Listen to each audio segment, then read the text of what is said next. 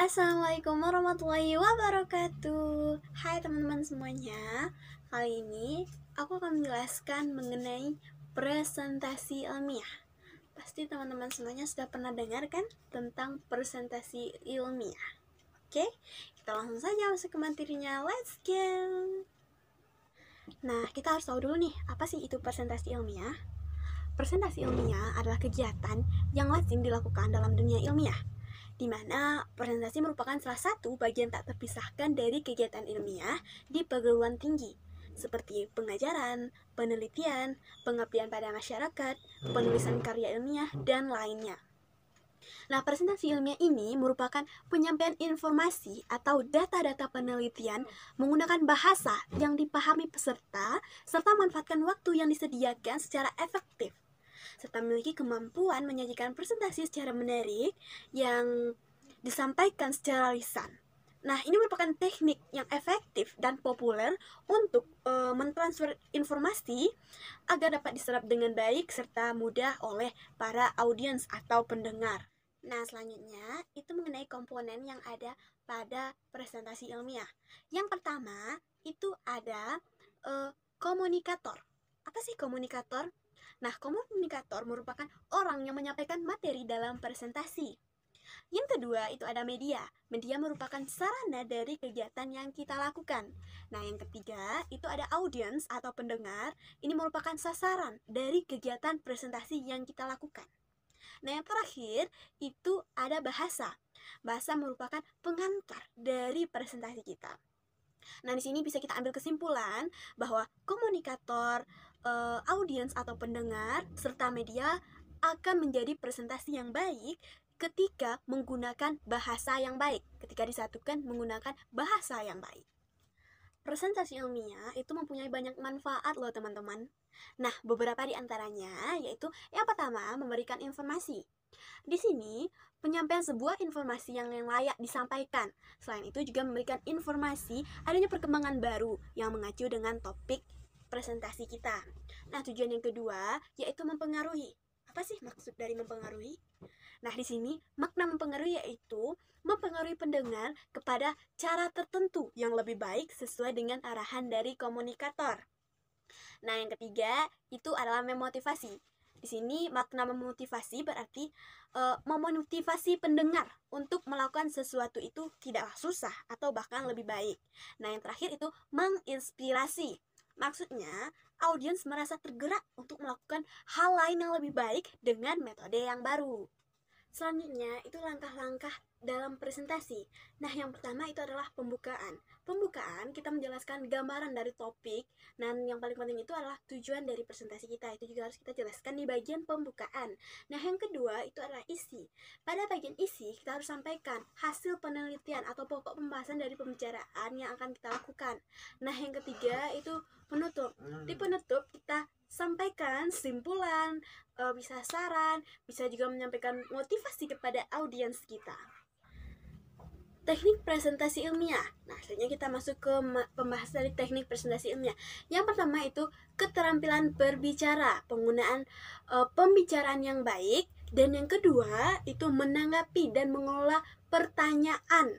Dan yang ketiga itu adalah teknik dalam menutup presentasi. Nah, tadi kita menyinggung keterampilan berbicara. Kita juga harus tahu nih, apa aja sih keterampilan yang harus kita kuasai dalam berbicara. Yang pertama itu adalah penyaringan suara. Bagaimana suara kita itu bisa terdengar jelas oleh para pendengar atau audiens kita. Yang kedua itu adalah kelancaran. Nah, di kelancaran ini bagaimana dalam kita penyampaian tidak adanya masalah seperti kita lupa materi atau lain sebagainya. Yang ketiga itu ada sikap berbicara atau etika kita. Bagaimana kita seharusnya berbicara di depan audiens kita dengan tersenyum tidak manyun gitu. Nah, yang keempat itu adalah gerak-gerik atau mimik muka kita. Bagaimana kita berbicara dengan meyakinkan apa yang kita sampaikan itu benar. Kalau kita menyampaikan itu kebenaran, pastikan wajah itu kita menyampaikan kebenaran. Nah, misalnya tentang bahagia, ya kita tertawa. Kalau kita sedih, ya kita sedih. Jangan apa yang kita sampaikan berbeda dengan mimik wajah kita. Nah, selanjutnya yaitu yang kelima itu adalah penawaran. di sini bagaimana kita menawarkan setiap isi dari presentasi kita. Nah, yang keenam itu adalah santun berbicara. Bagaimana kata atau diksi yang baik yang harus kita gunakan dalam berbicara. Nah, selanjutnya, bagaimana sih cara kita menanggapi dan mengelola pertanyaan? Nah, dalam menanggapi dan mengelola pertanyaan, kita harus memberikan sambutan hangat. Setelah itu, kita dengarkan dengan baik apa pertanyaan dari audiens kita. Lalu simpulkan dengan cepat apa inti dari pertanyaan tersebut.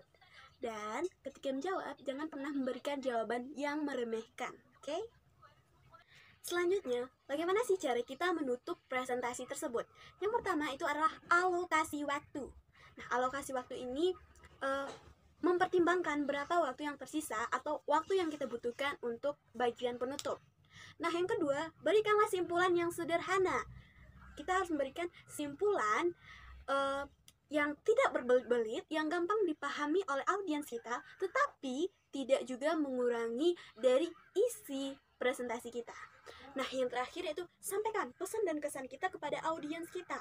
Itu bisa saja seperti motivasi atau memberikan kata-kata bijak. Sekarang kita akan bahas mengenai ciri-ciri dari pembicara yang baik. Nah, apa aja coba? Yang pertama itu adalah tepat dalam memilih topik. Bagaimana topik yang bagus, judul yang bagus yang dipilih oleh seorang pembicara. Nah, yang kedua itu adalah menguasai materi. Apapun materi kita harus paham dulu apa maksud atau isi dari materi kita itu. Nah, yang ketiga itu adalah memahami latar belakang dari audiens atau pendengar kita. Misalkan, audiens kita itu dari tenaga pendidik, maka kita harus menyampaikan materi kita dalam bentuk seorang tenaga pendidik. Atau audiens kita itu adalah mahasiswa, bagaimana cara kita menyampaikan materi itu ke mahasiswa. Nah, selanjutnya itu adalah tujuan pembicaraan jelas. Seorang pembicara yang baik itu akan membicarakan isinya yang jelas, tidak bertele-tele, tidak membahas hal di luar dari materinya. Nah, selanjutnya itu adalah melakukan kontak dengan pendengar. Nah, di dalam presentasi ilmiah, kita harus melakukan kontak dengan para audiens kita, seperti dengan mengajukan pertanyaan dan lain sebagainya. Tidak hanya kita berbicara di depan. Nah, selanjutnya itu adalah memiliki kemampuan linguistik dan non-linguistik yang tinggi. Nah, ini sangat penting loh untuk seorang pembicara. Selanjutnya itu adalah mengetahui situasi. Nah, gimana sih situasi saat ini?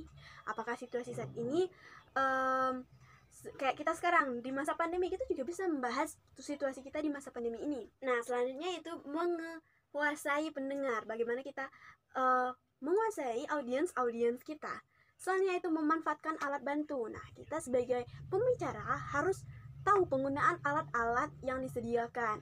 Selanjutnya itu adalah penampilan yang meyakinkan. Nah, penampilan kita tuh harus menunjukkan keyakinan, jangan ada keraguan kalau kita tuh nggak mampu, kita harus yakin.